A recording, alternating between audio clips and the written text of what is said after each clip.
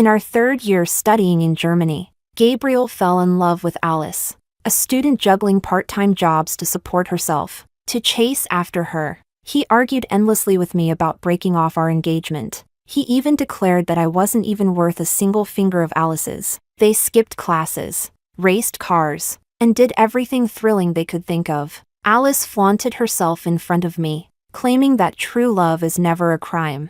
I don't know whether true love is a crime, but what I do know is this. These 3 years studying abroad in Germany will undoubtedly be the most unforgettable 7 years of their 5-year student life. Chapter 01. In our third year studying abroad in Germany, Gabriel met Alice, a Chinese girl working part-time at a fast food shop near campus. That day, I was rushing to class and asked him to bring me back a sandwich, but he returned empty-handed, with a sour face. Gabriel complained as soon as he saw me. Is making a sandwich really that hard? That part-time worker messed mine up twice, like a complete idiot. I looked up from my book and thought for a moment. Maybe she couldn't understand your Cantonese accented German?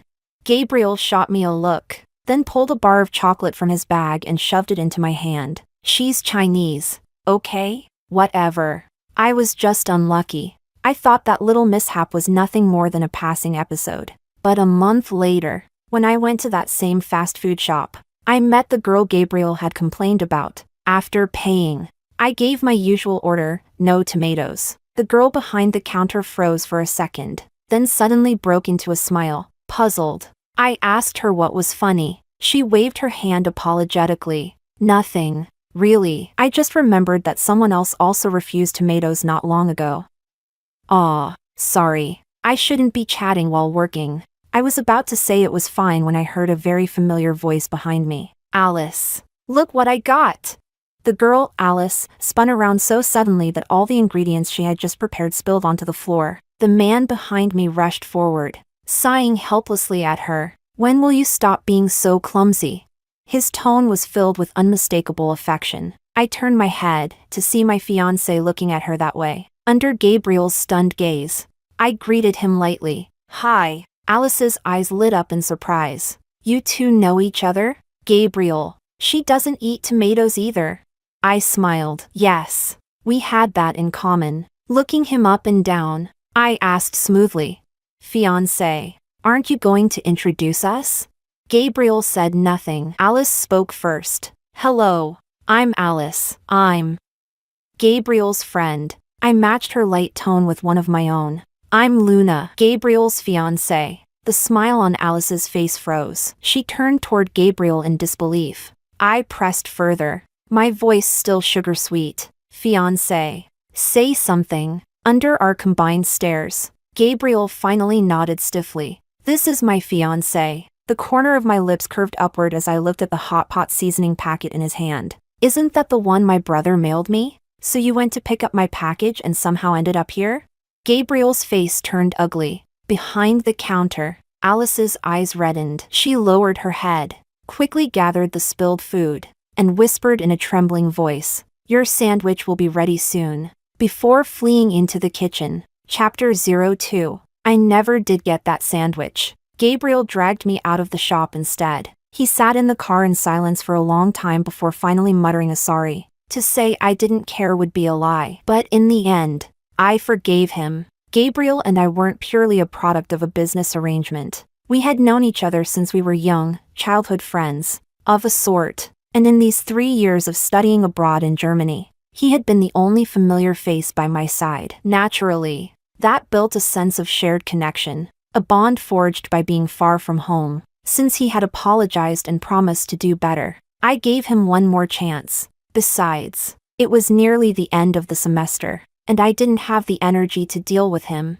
With graduation looming next year, I was working around the clock, practically living between campus and home, surviving on caffeine and determination. There weren't many Chinese students at our university, but one of the senior girls had created a WeChat group for us. Sometimes, they would organize casual meetups or game nights. They invited me this time too, but I declined. That night, at around midnight, I walked out of the library. A notification popped up.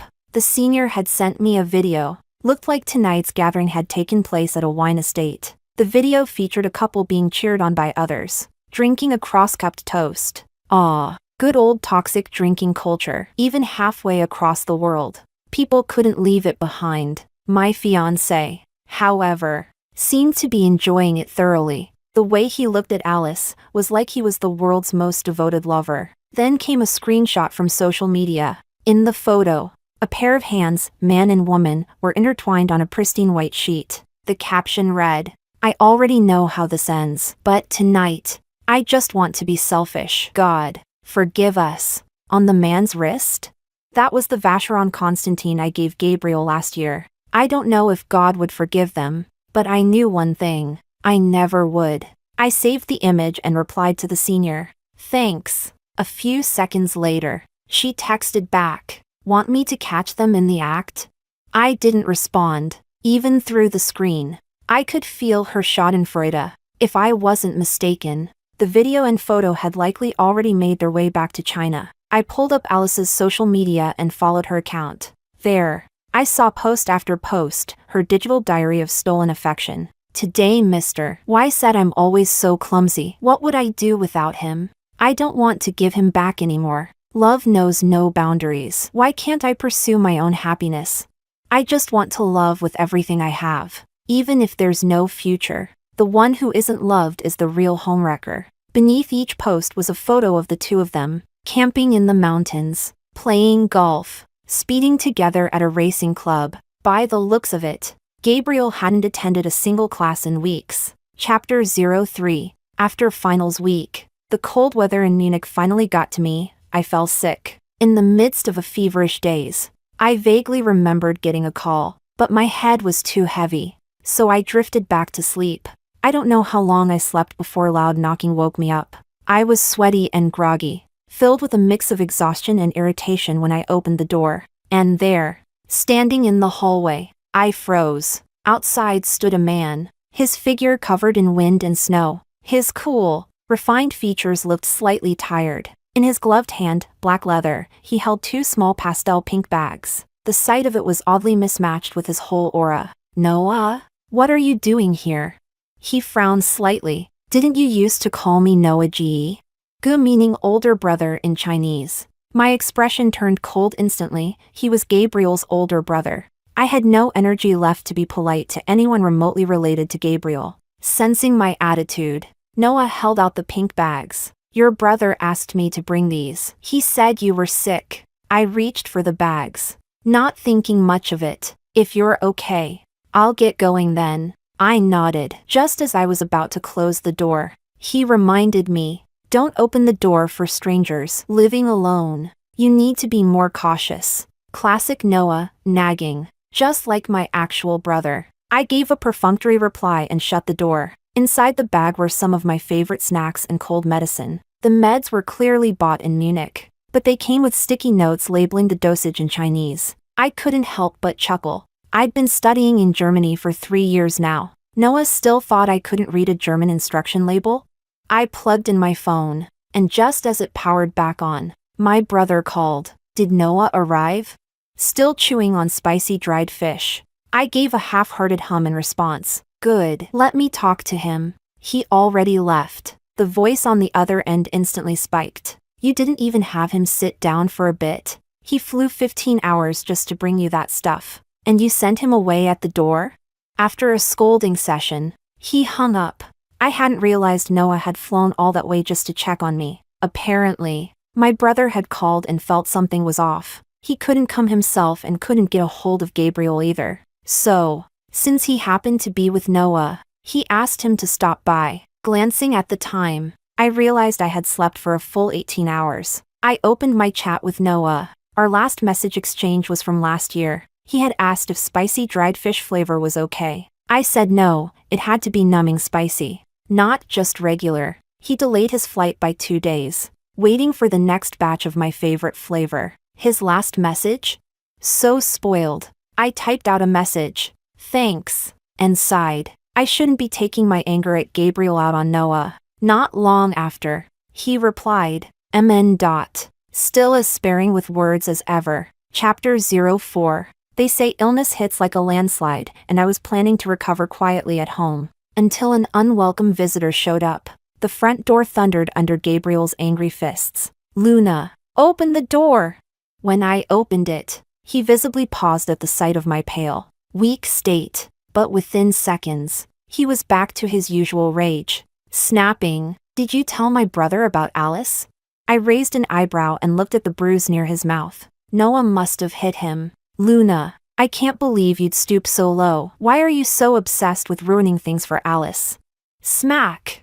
Without hesitation, I raised my hand and slapped him across the face. Right cheek, courtesy of Noah. Left cheek, now from me. Perfect symmetry. Gabriel stood there in shock, staring at me with wide eyes like he couldn't believe what just happened. "Why you hit me?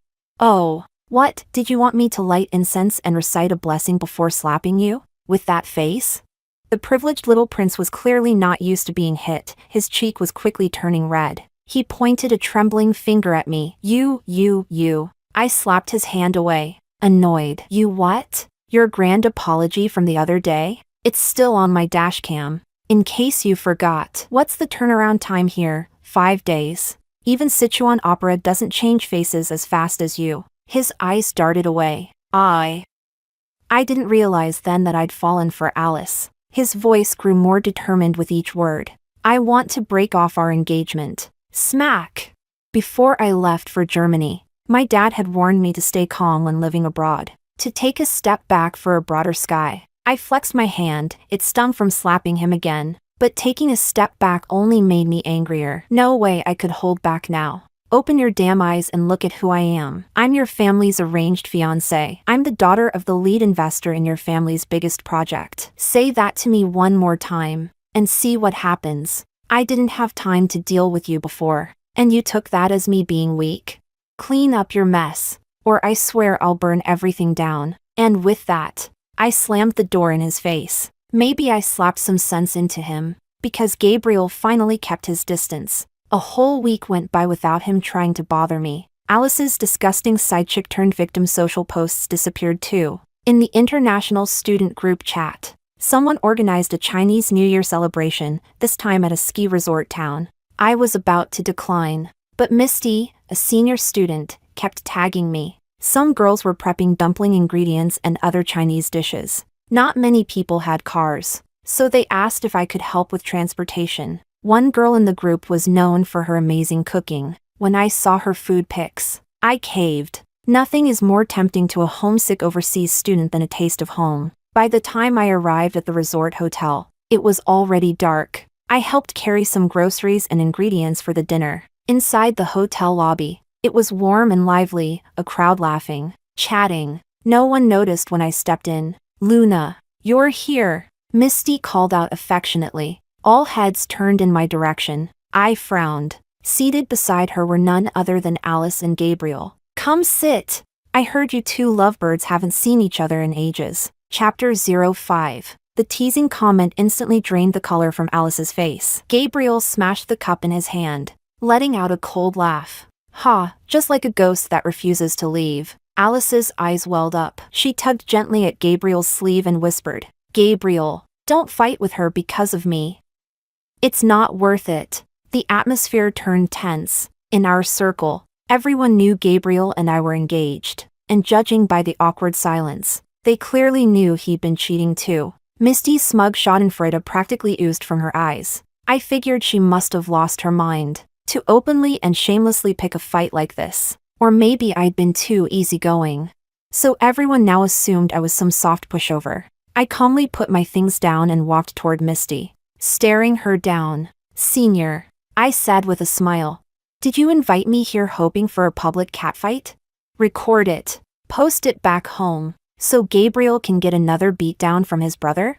A flicker of panic passed through Misty's face. "What? I didn't. What beatdown? I didn't do anything." I turned and gave Gabriel a sarcastic smile. "Oh, you didn't know? If Senior Misty hadn't broadcast that cross-cup toasting video of you two, how would your brother have found out?" A dangerous glint flashed through Gabriel's eyes. "It was you?"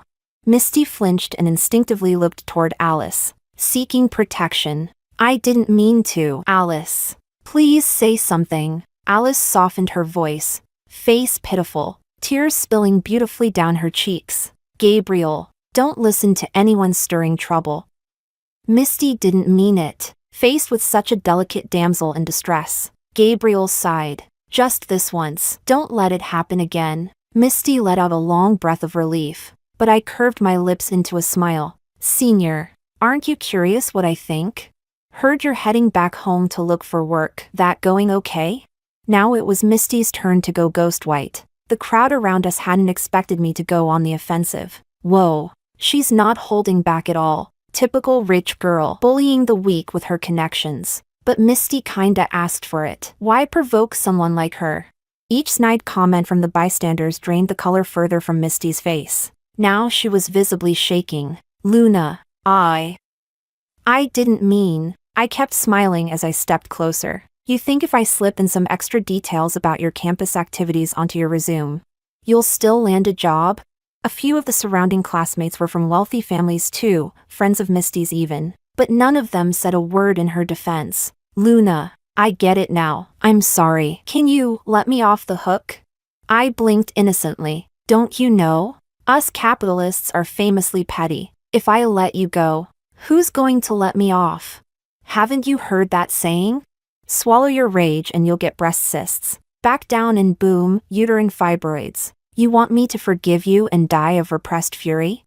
In just a few minutes, Misty was drenched in sweat. She clenched her teeth, and finally, like a martyr at the guillotine, pointed directly at Alice. It was her. She told me to invite you. Chapter 06. The room fell into instant silence. Gabriel looked at Misty, then turned to glance at Alice beside him. His face was full of confusion and panic. Just like I always described him, idiot. I tilted my head. Miss Alice, anything you'd like to say?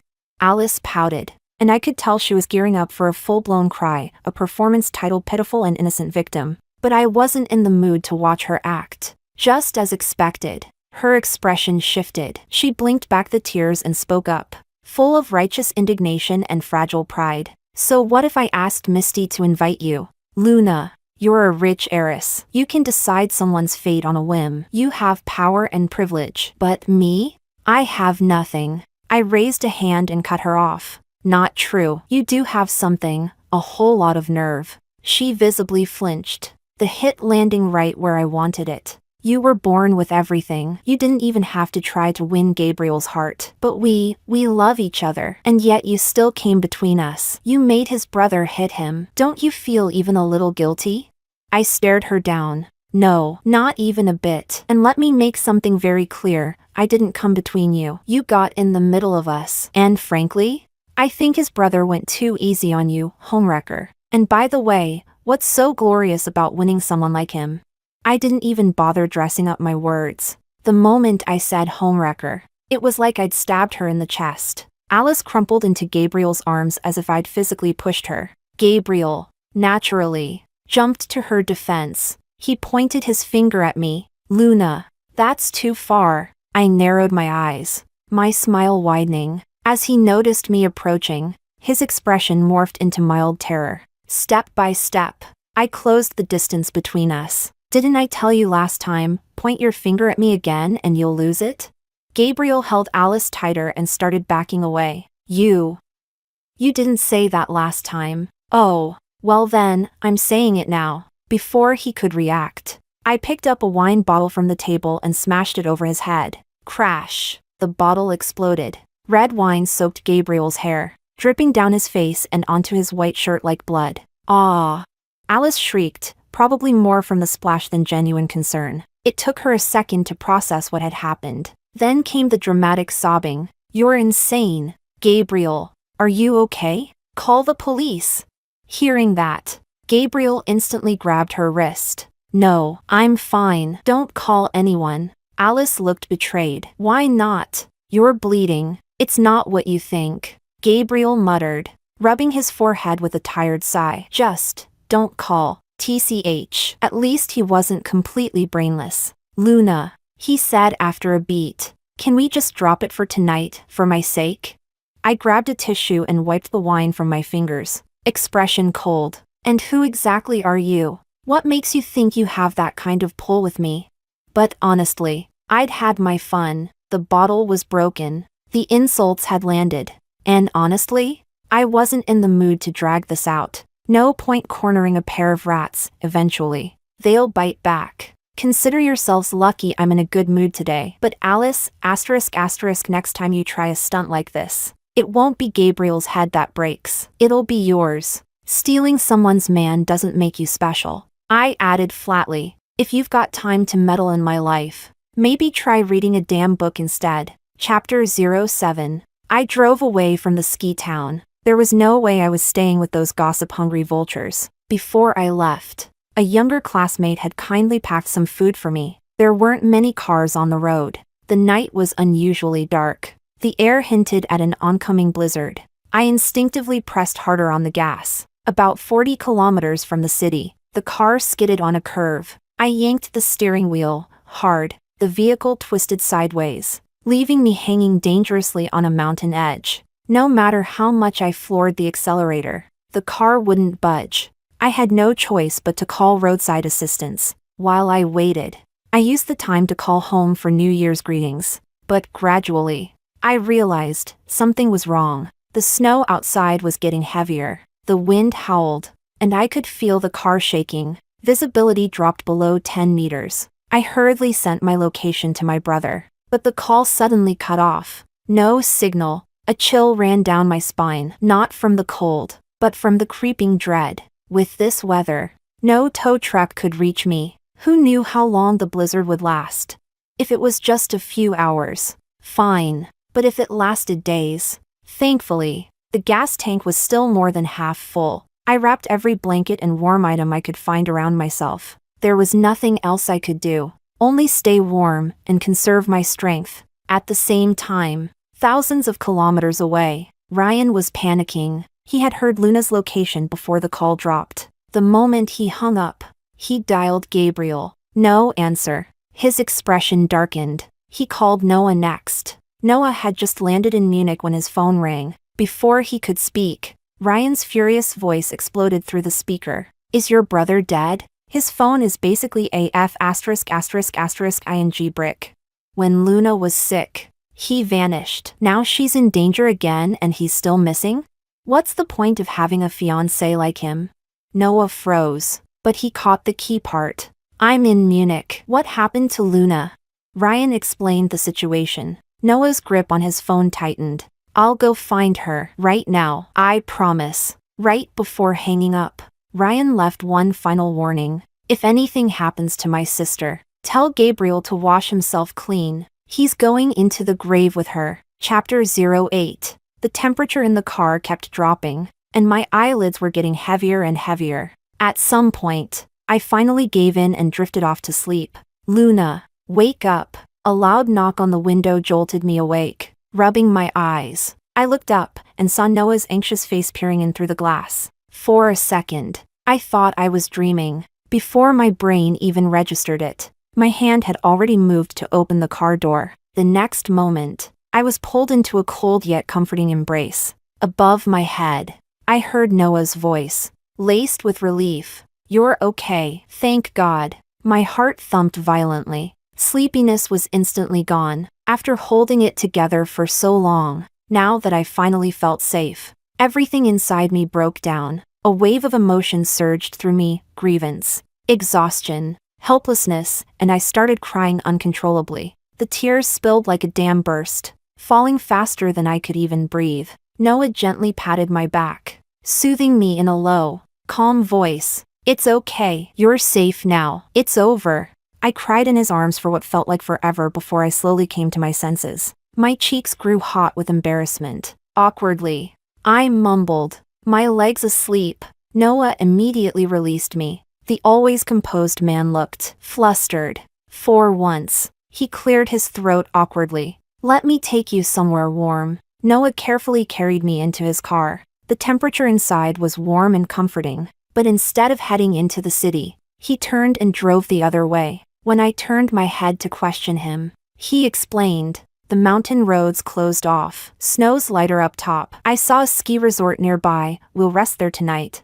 The roads blocked? I asked instinctively. Noah smirked. a rare glint of amusement in his eyes. Even if it was, I would have hiked up. Your brother was ready to murder Gabriel. My heart skipped a beat. A strange emptiness settled in. From the moment I saw Noah tonight, I had felt it. Something had changed. I stayed quiet. I needed to sort through my feelings. 8 hours. After a chaotic circle of events, I somehow ended up right back at the ski resort. Gabriel and his group were long gone from the lobby. Noah handed me a keycard and led me upstairs. I glanced at the card. We weren't on the same floor. He'd booked me a deluxe suite, and for himself, a regular room. After swiping me in, he stepped inside, checked the space, and made sure everything was safe. Then he turned to leave. Get some rest, he said gently. Just as he turned away, I reached out and grabbed his wrist. Noah. I'm scared. I could feel his body tense. On that always calm, stoic face flashed the faintest look of helplessness. After a pause, he sighed and gave in. Okay, I'll stay until you fall asleep. Chapter 09. Noah sat down on the sofa outside the bedroom. I took my pajamas and went to shower. By the time I came out, it was still pitch black outside. Noah was lounging lazily on the sofa, staring at his phone, expression unreadable. The moment he saw me, he froze slightly, brows furrowing. You'll catch a cold. Put something on. I ignored him and walked toward him step by step. Maybe it was the cold air brushing against my back that made me shiver slightly. Finally, I stopped in front of him, looking down at him from above. Noah, you don't have a girlfriend, do you? He slowly closed his phone, eyes confused at first, but then he nodded. I smiled, eyes slightly narrowed, a flirtatious curve tugging at my lips. Well, now you do. Hearing that, Noah finally looked at me seriously. I saw his brow twitch ever so slightly. After a moment, he spoke slowly. Your brother's going to kill me. I leaned in closer, my lips nearly brushing his ear, warm breath caressing his earlobe. So, are you scared? Before the words even fully fell, his hands were already lifting me by the waist. In a dizzying motion, he flipped our positions. Now he was above, looming over me, hands gripping my waist with restraint yet intensity. His eyes were deep and dark, as if he might devour me. Luna, you're being impulsive. My arms draped over his neck like boneless silk. Every move I made was deliberate seduction. I didn't answer his words. I simply repeated my own. Are you scared? The next second, his lips crashed down on mine. Noah kissed me with near violence, his lips grinding against mine without mercy. Then he whispered, voice hoarse, I'm not. The room warmed steadily from the fireplace. Silk pajamas were tossed to the floor like discarded wrapping. Outside, the wind howled madly. Inside, I stood at the eye of the storm. The roaring wind swallowed everything, even myself. I don't know when I started liking Noah, but I do know, when I like something, I take it. Chapter 10. I hadn't slept more than a few hours when the shrill ring of a phone woke me up. After everything from last night, my body and brain were both in a fog. Still half asleep, I grabbed the phone on the nightstand, seeing it was my brother calling. I didn't think much of it and answered, with a heavy dose of morning grumpiness. I muttered, what is it, bro? There was silence on the other end. I slowly opened my eyes, realizing something felt wrong. The phone didn't feel right, and in a sudden jolt, all my drowsiness vanished. It wasn't my phone. Right then, Noah stirred beside me. His voice was husky with sleep. What's wrong? I hung up, then glanced at him with some sympathy. It was my brother, calling. On your phone. Noah froze. He quietly took the phone and disappeared into the bathroom. Didn't come out for half an hour. When he finally did, I tilted my head with a playful smile. So, did my brother spare you?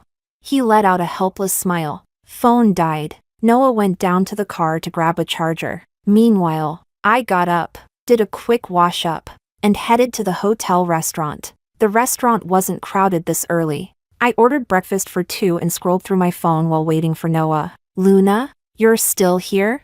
Ugh. A chill of irritation ran down my spine. Of all people, why did I have to run into this guy again? After everything I'd done to him yesterday, Couldn't he at least take a hint and steer clear? Gabriel must have come alone, because he plopped himself right into the seat across from me like he owned the place. What's with the face? Listen, I'm not even mad about yesterday. He waved it off like a saint. I thought about it all night. You must have been jealous. That's why you were so angry, and I've made up my mind, we're not calling off the engagement. I'll try to keep Alice out of your face from now on. Just stop being jealous, okay? Oh, and about the finals, I failed 3 classes. My brother already found out. Could you tell the family it's because I was helping you study? He rambled on shamelessly, not even pausing to breathe. Once he dropped that last request, I finally snapped. You want me to take the blame for Alice now? Is your brain made of butter? Honestly, you're just jealous Alice is way better than you. He snapped, cutting me off in a huff. I tilted my head and sneered. You know what I've realized? Some men are just pathetic, so used to being lapdogs. They've forgotten how to be human. You what? Can't even form a proper sentence. And what's with those prayer beads? You trying to cosplay as a spiritual influencer? Gabriel was wearing not 1, but 2 strings of Buddhist beads around his neck. The sight was absurd. You don't get it. I believe in Buddhism now. Alice gave these to me, they bless our love.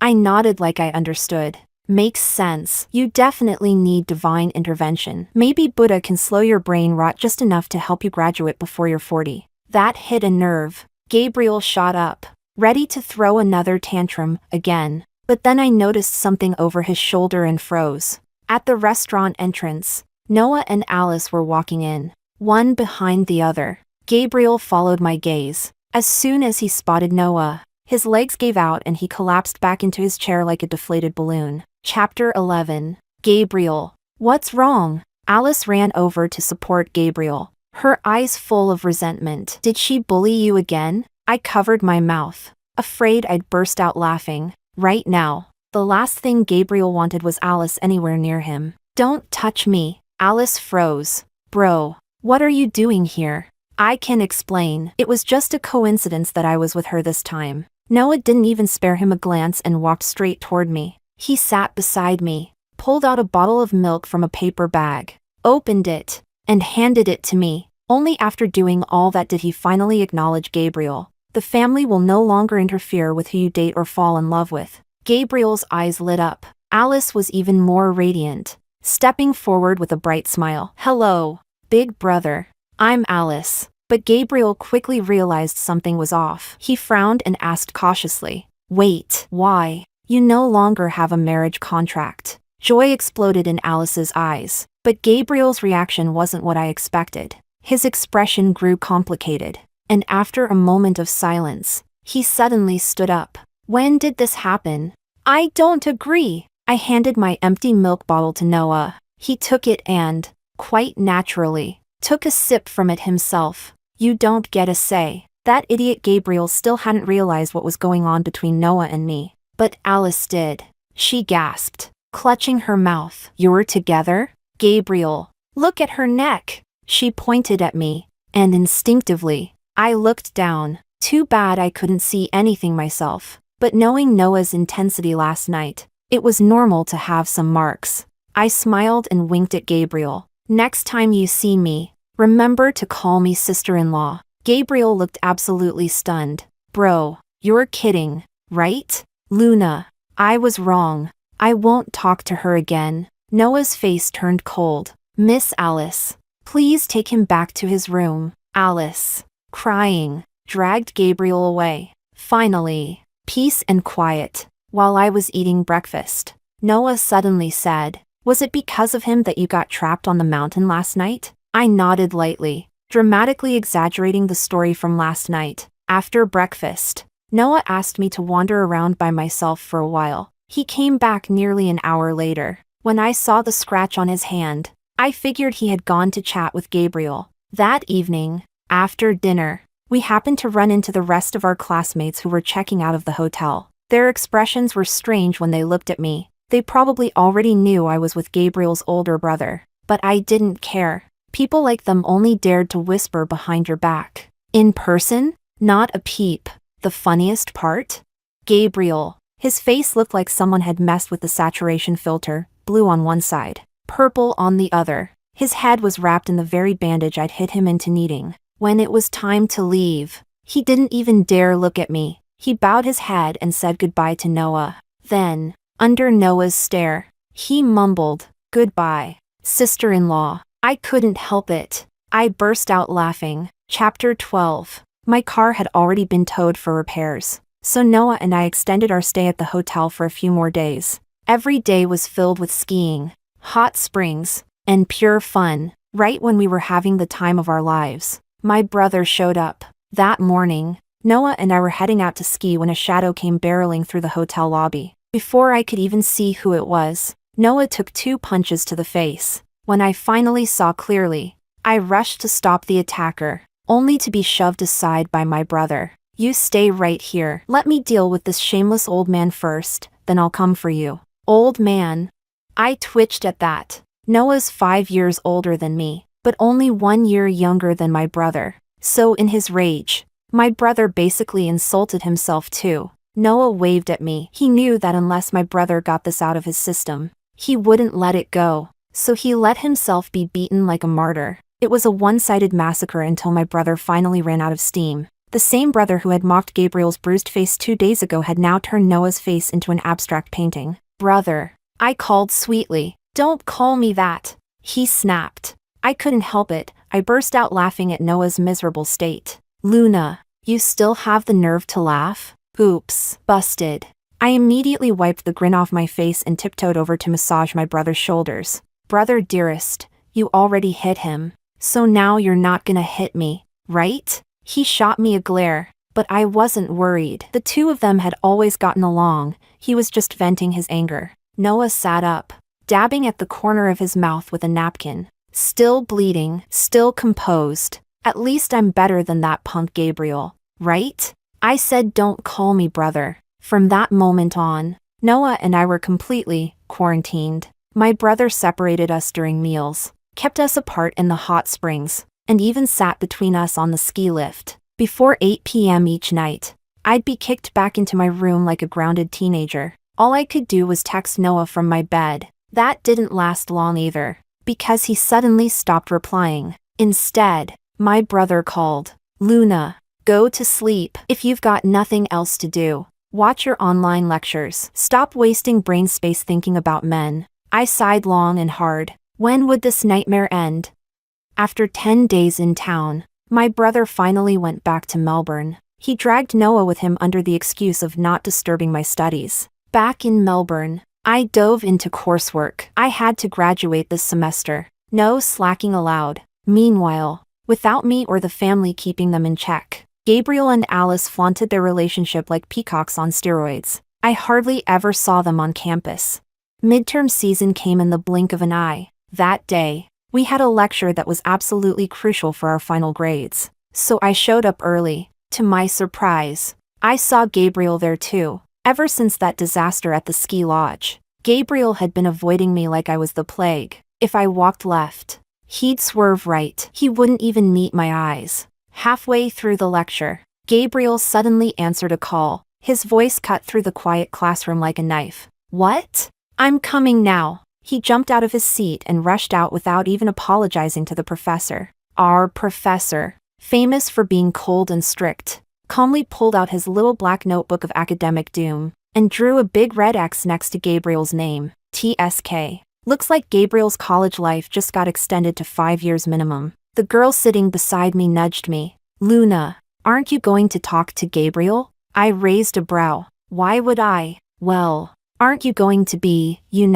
family?" I laughed. Clearly, Jessie had no idea. There's a saying, respect other people's destiny. Let go of your savior complex. Besides, I was going to be his sister-in-law, not his mother. And honestly, even if I wanted to say something nice, there was nothing nice to say. Chapter 13. 2 months later, I graduated smoothly. On graduation day, my parents came, and Noah came along too. After taking a few family photos with my parents and me, Noah waved at Gabriel, who had been called over from a distance. "Take a family photo for us." Gabriel twitched at the corner of his mouth but still obediently followed. He took the camera Noah handed him and was about to snap the picture when he noticed it was on video mode. Suddenly, Noah knelt on one knee and pulled out a ring from who knows where. Damn. Gabriel couldn't help but curse. This was brutal. Luna, I know this is sudden and rushed,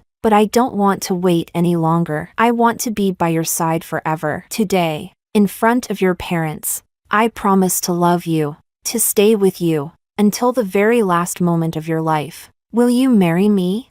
He didn't know that the moment he was captured on video with the moonlight diamond ring, my brother had already sent me a message. Dress up nicely on graduation day. That old man might propose. Even after all this time, my brother still hadn't let him off the hook. I stretched out my hand, my throat tightening for some reason. I will. Extra. After filming my brother's proposal, I felt like I had swallowed 10,000 flies. Half a year ago, Luna was my fiancé. Now, she's my sister-in-law. My brother took the camera from me and checked the video seriously. I never imagined someone like him could act like a teenage girl. Oh right. Don't come back to China this year. I instantly panicked. Was I being exiled? Come back after you graduate. 5, 7 years, it's fine. Even 10 or 11 years. No problem. Just don't come back too soon, or our parents might actually forget you exist. Honestly, your delayed graduation isn't even your fault. It's Dad's fault for naming you Gabriel. Think about it. Gabe sounds like gave up on graduating. I seriously suspect my always serious brother has been corrupted by Luna. I mumbled. Then I guess I won't be attending your wedding? He frowned, clearly considering it seriously. After a long pause, he finally said, I wasn't planning to invite you anyway, but it depends on what your sister-in-law says. Actually, forget it. Better you don't come. She definitely doesn't want to see you. I was speechless. Just then, my phone rang, an unfamiliar number. I picked it up.